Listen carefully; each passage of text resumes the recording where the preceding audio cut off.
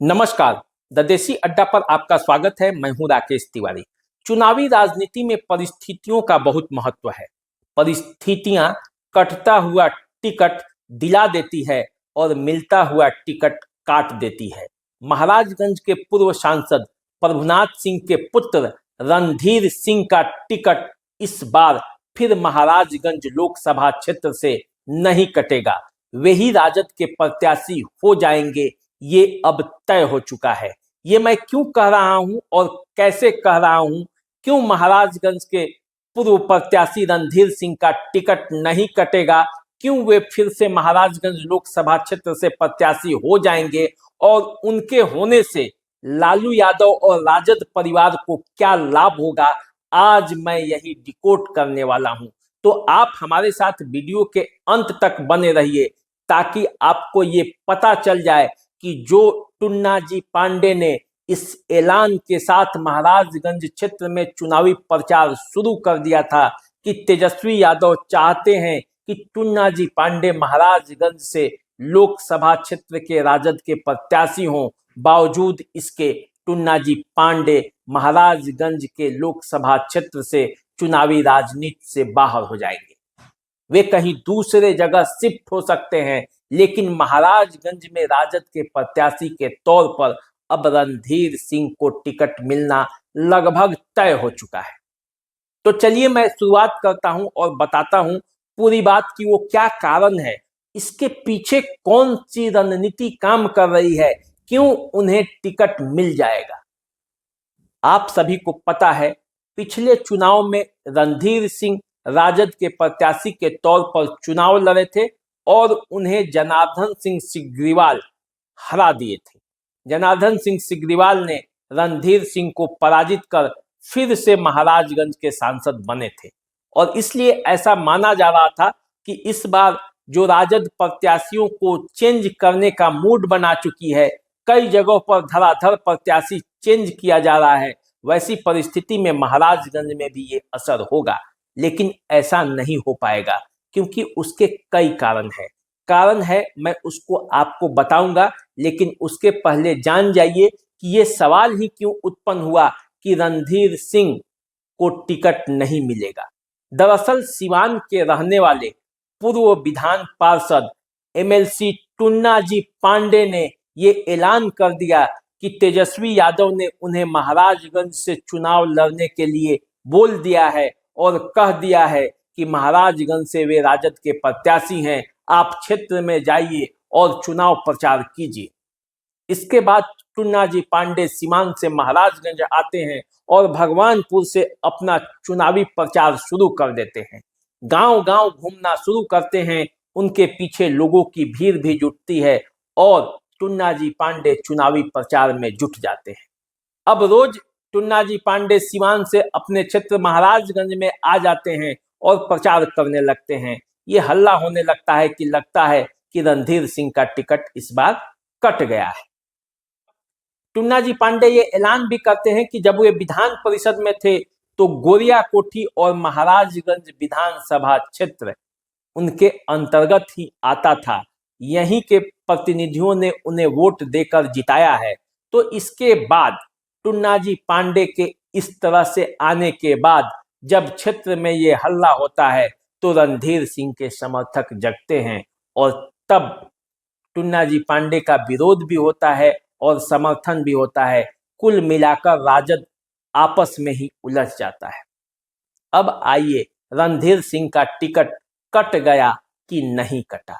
रणधीर सिंह पहुंचते हैं लालू यादव के पास, रणधीर सिंह पहुंचते हैं तेजस्वी यादव के पास और परिस्थितियां ऐसी बनती है कि महाराजगंज पर लालू यादव और तेजस्वी यादव को फिर से विचार करना पड़ता है। सूत्रों ने जो खबर दी है उसके हिसाब से राजद में गहन मंथन होता है और जब रोहिणी आचार्य के छपरा से चुनाव लड़ने की बात तय होती है तो ये तय हो जाता है कि अब महाराजगंज लोकसभा क्षेत्र से रणधीर सिंह ही प्रत्याशी होंगे। अब रणधीर सिंह प्रत्याशी क्यों होंगे, इस बात को भी समझिए। प्रभुनाथ सिंह का राजनीतिक वजूद सारण के राजनीति में कितना रहा है ये सभी जानते हैं। प्रभुनाथ सिंह की तूती सारण की राजनीति में वर्षों पहले से चलती रही है। भले वे अभी जेल के अंदर हैं, लेकिन उनके शुभचिंतकों की कोई कमी नहीं है। इसी सारण जिले के मसरख प्रखंड में उनका आवास है, लेकिन छपरा को ही मुख्यालय बनाकर प्रभुनाथ सिंह राजनीति करते रहे हैं। इसी सारण जिले के 4 विधानसभा क्षेत्र महाराजगंज लोकसभा क्षेत्र में आता है, जबकि बाकी सारण जिले में। तो ऐसी परिस्थिति में सारण क्षेत्र में जब राजपूत और यादव मतदाताओं के बीच टकराव होता है, तो फिर राजपूत मतदाताओं को तोड़ेगा कौन? तोड़ने का काम प्रभुनाथ सिंह के शुभचिंतक, प्रभुनाथ सिंह के समर्थक कर सकते हैं। और यही तो रणनीति बनी कि यदि महाराजगंज से प्रभुनाथ सिंह के परिवार का टिकट कट जाता है, तो फिर राजपूत मतदाताओं में नाराजगी आ जाएगी और वो वोट जो लालू यादव के व्यक्तिगत प्रभाव और प्रभुनाथ सिंह के व्यक्तिगत प्रभाव से रोहिणी आचार्य को मिल सकता था, वो भी वोट नहीं मिलेगा। टुन्ना जी पांडे की इसमें बहुत अहम भूमिका नहीं होगी सारण की राजनीति में।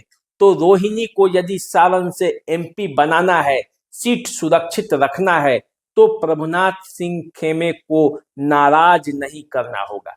विधान सूत्रों से जो खबर मिली है उसके हिसाब से रोहिणी आचार्य के मामा माने जाने वाले सुनील सिंह, जो कि खुद सारण के हैं, उन्होंने ही ये रणनीति बनाई और लालू यादव और तेजस्वी यादव को ये बात समझाई और उसके बाद से पूरा गेम पलट गया।